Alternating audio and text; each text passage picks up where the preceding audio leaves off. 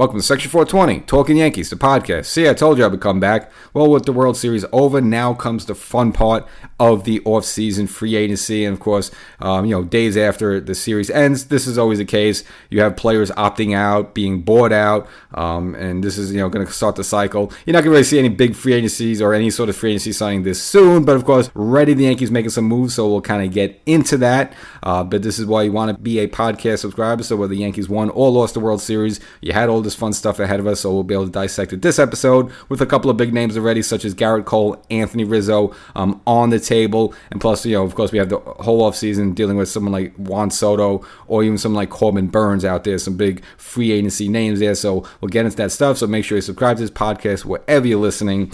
And, of course, there's the YouTube version of the show, maybe not as update as frequently as this, but you want to catch it. Maybe around Christmas time, I'll throw a Santa hat on, so you make sure you want to get that as well. So go over to YouTube afterwards, type in Section 420 Talkin Yankees, and subscribe there. So obviously, the Yankees having a very disappointing loss to the Dodgers in the World Series, went 5 games, and I know a couple of scores were tight, such as 4-2, 7-6, and so forth, but you just looked at two organizations, and, you just had a bad feeling in the stomach. You looked, just organizations that were kind of really far apart, more than some of those final scores revealed. The Dodgers pretty much out-scouted the Yankees, and they kind of pinpointed some of their weaknesses. And look, we knew what some of them were even before this. Obviously, one of them, which I mentioned, was Jazz at third base. Now, look, he played a really good third base, made a lot of great plays, but some of the things that maybe some of us that just watch the game casually don't realize in terms of, where he should be in position for a cutoff throw. I mean, that's something that, obviously a scout would know, but we wouldn't know that. So, and it seemed like the Dodgers kind of out-scouted the Yankees. Obviously, they ran the bases well. They did some good contact hitting, opposite field hitting, pulled the ball. I mean, of course, you always look at Freddie Freeman's 2-run home runs every, for a couple of games, but also the Dodgers just seem like they put the ball in the right place at the right time. Defensively, they always seem to be in the right place, whether it's on the infield or Mookie Betts in the outfield there, making some dazzling plays there. So it seemed like they were just better prepared for the series than the Yankees were. And of course, now they hoisted the trophy ready. And of course, the Dodgers fans out there west, they get a little crazy. So you had some looting, you had some rioting. One guy had some fireworks blow off in his hand there. So, if you want to celebrate your team that way, very good. But now we get into the first part of the, the roster moves, which you feel are going to come down. Now, the Yankees right away made the kind of the first move, could you say, drew first blood by picking up Luke Weaver's option for next year at $2.5 million, which for a closer of what he showed us, since he took the job in early September to now, I think it's a very good value deal there. So Yankees securing that right away, taking that off the table. But the big news later on after that is Gerrit Cole, which we knew he was going to do, opting out of his deal. Now, this deal doesn't mean he's actually goodbye. So right now the ball is in the Yankees' court. Now, the deal will go back intact if the Yankees decide to add another year to the deal already at $36 million per year. So, Cole made the move, but it's now the ball's in the Yankee court, whether they want to pick up that 6th year to sort of maintain the contract, or if it's going to, just outright let Cole walk away into free agency. So the Yankees have to make it a decision. And then another decision they made, which is kind of an easy one, which we all knew was going to happen, was a decision on Anthony Rizzo. They had two choices. They could have picked up his $17 million club option to come back to the team in 2025, or they could have bought him out at $6 million. They decided to buy him out at $6 million, which I think was the right choice. He's not a $17 million per year player. Obviously, this season was not good for him at all. I know in the postseason he became more of a contact hitter. That's fine, and he was playing with the 2 fractured fingers, and I think he gave his best go at it. Some of those games in the Cleveland series, he kind of looked as terrible there at first base, but then he did kind of correct himself a little bit, and at least defensively was all right during the Dodgers series. But clearly, you see a player that's diminished. He's 35 years old, and he's really not a threat to hit the long ball anymore. I mean, that Anthony Rizzo of like 2021 or 2022 is long gone. Now, it doesn't mean he's necessarily done with the Yankees. They could, again, sign him back. So it could be cheaper for them to just buy him out at $6 million and to maybe offer him maybe, let's say, a 1-year contract at like $3 or $4 million if he would take it. So it doesn't necessarily mean it's the end for Anthony Rizzo, but I think the writing's pretty much on the wall that it is. Again, he's a good baseball mind. He's a good teammate. Everyone loves him. The fans love him. All the young players go up to him. Kind of a bit of a clown a little bit. Just kind of jokes around with the guys in the clubhouse, so they like him. But unfortunately, it's just the realities of, we're all getting old. He's at 35, and he just does not have the deep ball threat he has anymore. Again, he doesn't have to hit 30 home runs, but usually a corner infielder, third base, as well as first base, you want those players to be at least some sort of a threat to go yard. Rizzo's is not that player anymore, and especially, I'm sure his fingers were healed, but again, he has not been the same since he really 2 seasons ago when he had the concussion at first base. This postseason, he kind of choked up on the swing a little bit and it's kind of been more of a contact hitter, which is okay, it's cool, but if you want to seriously talk about winning a championship, you got to get more out of your first baseman, more production, and I think those days are over for Rizzo. So unfortunately, I don't think he will be back in pinstripes. He wants to be, but it's just not going to happen. Now, look, it doesn't mean he's done with baseball. He could get a job somewhere else with another team. Again, he could kind of be a bit of a mentor/player, come off the bench a little bit. But if you're the Yankees, you want a bona fide, fresh horse out there, a la, when they got Tino in 1996 or when they got Mark Teixeira in 2009. You want something like that in their prime, fresh, and is a threat to hit about, 25 to 30 home runs. I mean, that's what you want. And, of course, good defense as well. But you're not getting that from Rizzo, so they're going to let him walk. Now, at least right now on paper, they do have some options. You have Ben Rice, who we saw for a cup of coffee of this season. I thought he was all right. Is he the type of guy who could hit 20, 25 home runs and be that guy? I don't know yet, and so I'm not loving the idea. But at least if you want to start a spring training with you have to earn the job, but kind of a wink and a nod that he's kind of in the run there, just see how that goes. I wouldn't be totally against it. And, of course, you have the other options such as Oswaldo Cabrera and DJ LeMahieu, who is still going to be under contract for next year. They got to find a way of just cutting bait with DJ. But, unfortunately, it just seems like some of these guys, they can't really do it. So, you have DJ in the mix. You have Ben Rice in the mix and Oswaldo Cabrera in the mix.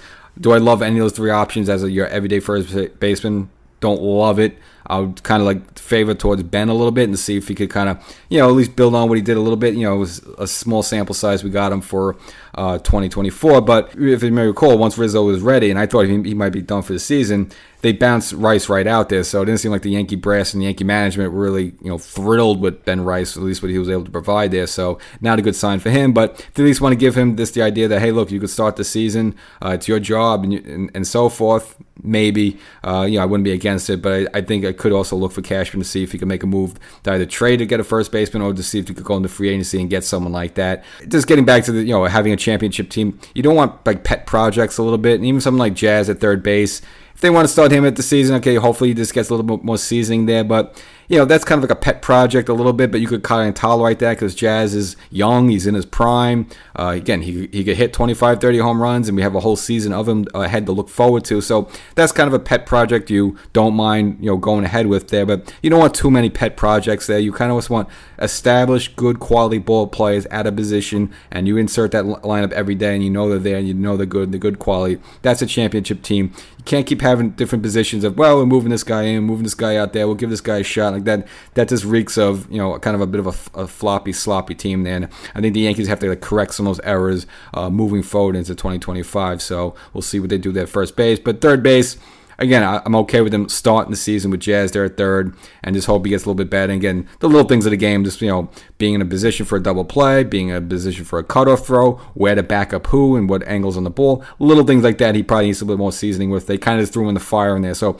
not going to blame him too much. But we saw his arm, had a gun there, made some great stabs and throws there at third base. So I think he can handle the job, and I think that's going to be the plan for him moving forward. But you have someone like DJ LeMahieu. At this point, if you can't find a way to cut his contract and get rid of him like they do with Aaron Hicks, what they should do, even with 2 years left on the deal, then at best he's only going to be like a part-time sort of role player. I don't want to split time at first base with DJ and Rice. I want an established, good first baseman, an everyday type first baseman there who you can go forward with. Now, once in a while, if you want to give the guy a breather, put something like DJ in there, fine for a game too, fine. But I'd rather have this someone there, at least to start the season, stable, that you can rely on. And, of course, the big news, with Gerrit Cole opting out there now. There's a couple ways you can look at this. If you look at this postseason, was he stupendous? No. The first game against the Royals, he got smacked around a little bit and couldn't get out of the fifth inning.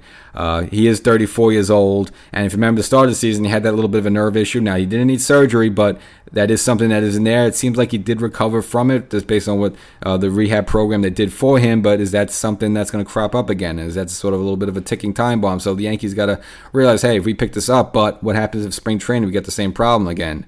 And maybe next time he needs to go into the knife. So that's something the Yankees going to have to think about. And look at Gerrit Cole himself. Look, he's a great pitcher. He's the ace. He's all this stuff, and you like like the fact that he was a Yankee fan. He wanted to be here, and you like all these things about him, but you also got to face some realities with him. I mean, the guy's been here now, let me count on my fingers, 2000, 2001, 2002, 2003, 2004. So technically, the guy's been here for 5 seasons, and we haven't won any championships. Okay, we finally got to a World Series, but the Yankees, kind of somewhat grossly mismatched at 5 games. Now, the Yankees should have won a few more of those games. They did, but nevertheless, you had the guy for 5 years. You're paying him a ton of money, and he still hasn't gotten us a World Championship. Now, I know it takes more than just one great pitcher to get you a championship, but at a certain point, too, all right, well, he hasn't really delivered the championship, so is it really worth bringing him back? And let's just review some of the games we had with him. You go to 2021. Now I know he was hobbled a little bit in that that second half of that season. That he should have gotten the Cy Young, but of course he had the bad hamstring.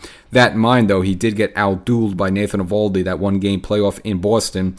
Again, Eovaldi's a good pitcher. We know he's capable of. He was with a Yankee a little bit, but still, you were outdueled by Nathan Eovaldi by a score of 2-0. Okay, so you got that little nugget. Then a year after that, 2022, the Yankees match up against the Houston Astros in the American League Championship Series. Now, the game before that in the American League Divisional Series, he did save the Yankees bacon, and the Yankees, remember, were down 2-1 in that series in Cleveland, Game 4, in a must-win game. Look, and he stepped up, and he pitched great, and he got to Game 5 at Yankee Stadium, which they won. So, yes, he did his job in that situation, but then go to the next series against Houston. Well, the Yankees are down 2-0, Game 3 at Yankee Stadium with almost a must-win situation where you got to at least stop the bleeding and maybe get some momentum, turn it around. What happens to him? He leaves a game losing 2-0 with the bases loaded. They bring in Lou Trevino, and Lou Trevino gives up a bases clearing double there, which makes the score 5-0. Then you could kiss that game goodbye, and of course kiss the championship series goodbye with Gerrit Cole. So Gerrit Cole really hasn't come up super big in a lot of these games. A small handful, yes, but maybe a bigger margin.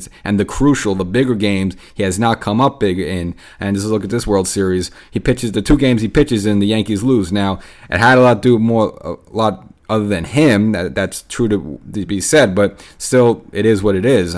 Both games of this World Series he pitched in, the Yankees did not win that game. And as referenced before, 3 other major must-win games for the Yankees, he started the game, and the Yankees did not win the game. So maybe that's just a sign that, hey, you know what, just let him go. So that's something the Yankees may have to consider. I think they're going to side with bringing him back, but again, it's not like this guy has brought us championships. It's not like this guy has pitched his heart out, and it's like everyone else let him down a little bit. It's a little bit on him too. So, and he's kind of he has to take some of that blame there. So, if the Yankees decide to just let him walk, hey, maybe it's not the craziest thing. And then you say, what would be the other option? As I mentioned before, Corbin Burns with Baltimore declaring free agency.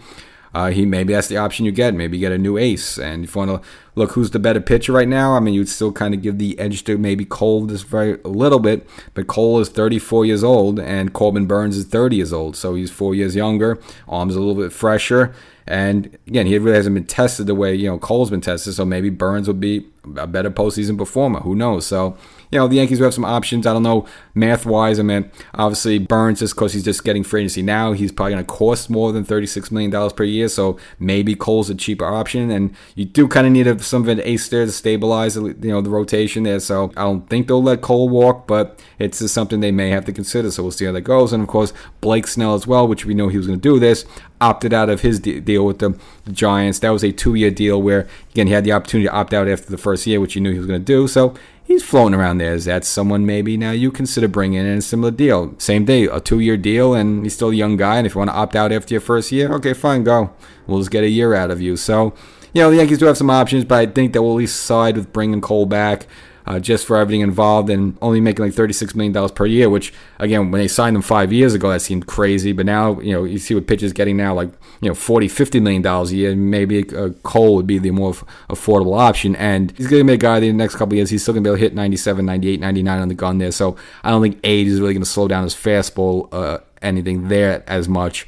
So I guess just expect the Yankees to tack on another year and then have him stay in pinstripes. CC Sabathia, similar situation. He originally opted out of his deal in the Yankees. Again, same thing because he was their ace and he was happy here. They liked him. But it's business because, obviously these guys want to get either more money per year or extend their contract out more. So it's the business side of the game. And the Yankees, took care of CC. They keep him in pinstripes. And I would very well expect them to keep Cole in pinstripes. But there is some arguments and there is some pointers to be made there that maybe they're in the better interest to let him move on and then use that money in some other areas. Obviously, if you want to entertain bringing back Soto, he's going to get a lot of money. Some other names floating around this like Gleyber Torres. At this point, I would say a coin flip, but I just don't think they're going to bring him back because with the amount of money he's going to probably want, I think the Yankees are going to just try to go in-house. Maybe something like you give Peraza a finally a shot. Obviously, he's a shortstop, but the Yankees have played him a little bit at third base. Maybe you decide you want to bring him, make him a second baseman in spring training, or you switch things around. You have Peraza at third and Jazz, who has some experience at second base as well. Again, originally came up as a shortstop, but he did play second base with the Marlins as well. Maybe Jazz is your second baseman. You have Peraza at third, and you don't have to pay a chunk of money to keep Gleyber Torres. So I think they'll more than likely let Gleyber walk if had asked me at this moment. So that's the episode. Little Yankee action underway. Luke Weaver definitely stays as a Yankee. Rizzo, obviously, the Yankees buy him out, so he's probably not going to be a Yankee, and I don't think they're going to do any side deal at a small amount to bring him in. I think, unfortunately, he's finished, and he's not a long ball threat anymore, and you need a serious, again, first baseman in his prime. They could drive the ball a la Tino or Teixeira when we first got him there, so I don't think Rizzo is going to be back. And Cole, yes, he opted out, but I think more than likely the Yankees, give into the demands, add the year and keep him in pinstripes perhaps for the rest of his career. I'm sure there'll be some more moves and stuff and rumors to go along, and we'll keep you updated on all that and react to it. So make sure if you haven't done it already, mention at the top, subscribe to this podcast, Section 420 Talkin Yankees, and we'll catch you next time.